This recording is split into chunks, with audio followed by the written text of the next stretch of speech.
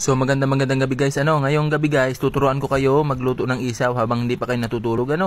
Yung sa mga gusto maghanap buhay ng isaw.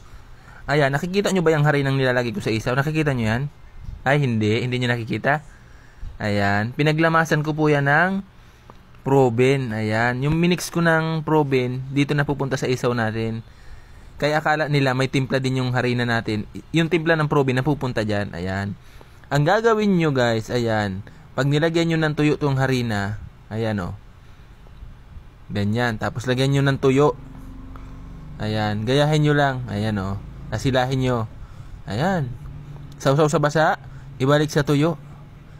Ayan. O. Para kumapal. Ayan. Sausaw sa tuyo. Sausaw sa basa. Balik sa tuyo.